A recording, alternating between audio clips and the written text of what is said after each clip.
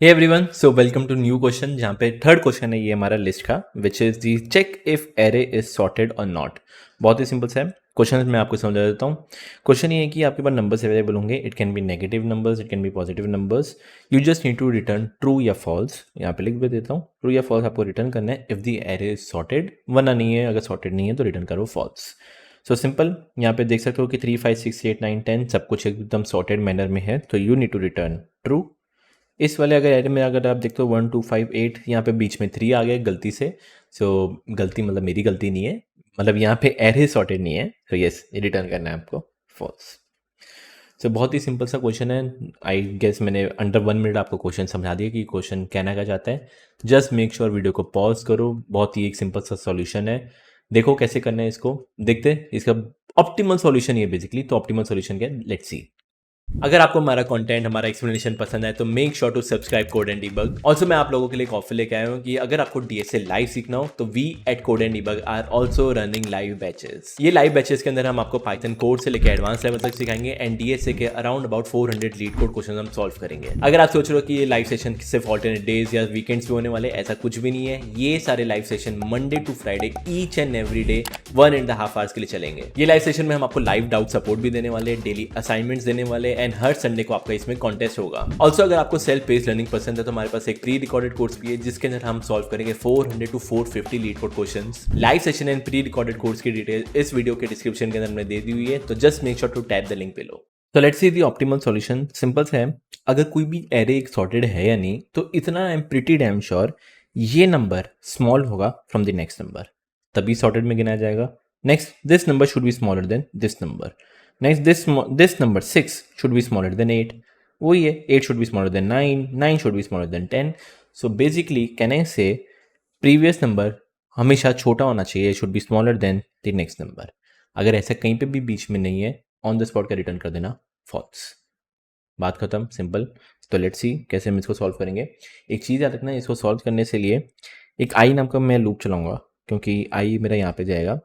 आई क्या कंपेयर करूंगा, ये वाला I just compare with the I plus 1 with the next.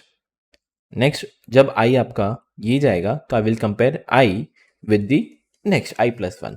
सो इतना आपको आइडिया लग गया होगा कि आई मेरे को कहाँ तक चलाना है, यहाँ तक चलाना है। क्योंकि अगर मैं यहाँ तक आई चलाऊंगा तो आई आपका +1 हो सकता है, पर अगर आप गलती से आई एंड तक चला दिया आपने तो ठीक है, आई एकदम एंड में है, आई +1 तो एग्जिस्ट ही नहीं करता, और अगर एग्जिस्ट नहीं करता तो आपको यहाँ पे क्या आने वाला है, एरर आएगा।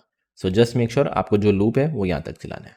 सो सिंपल, इसका सिंपल सा कोड है, n is equal to length of nums for i in range 0 से लेके n-1 लिखूंगा। n-1 इटसेल्फ एक्सक्लूड होगा। अगर ये n है, इसकी लेंथ ये वाला n-1, अगर मैं n-1 लिखूंगा तो ये एक्सक्लूड होगा, फॉर लूप एक्सक्लूड करेगा, तो कहाँ तक जाएगा, यहाँ तक। सिंपल, मैं इफ कंडीशन लिखूंगा, बाई चांस अगर कोई भी नम्स ऑफ आई, मतलब जहाँ पे मैं खड़ा हूँ, अगर वही ही नंबर ग्रेटर हो जाए, जैसे सपोज इधर 13, अगर यही नंबर ग्रेटर हो जाए अगले वाले नंबर से, तो आई एम प्रीटी डैम श्योर वो सॉर्टेड होगा ही नहीं। सो यहाँ पे लिख सकता हूँ, अगर if nums of i greater हो जाए नम्स ऑफ आई प्लस 1 से, that means it is not sorted, on the spot return false.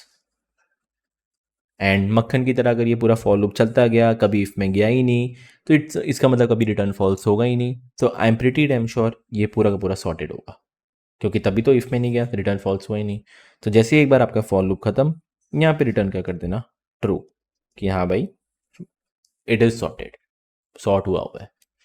तो बहुत ही बेसिक सा सॉल्यूशन, आई डोंट थिंक इसमें कुछ समझाने की जरूरत है। टाइम कॉम्प्लेक्सिटी सिंपल सा है, ये आपका ओ ऑफ एन है, इसके अंदर जितने भी ऑपरेशंस है, कंपैरिजन ऑपरेशन O1 लेता है, रिटर्न फॉल्स ये भी O1 है।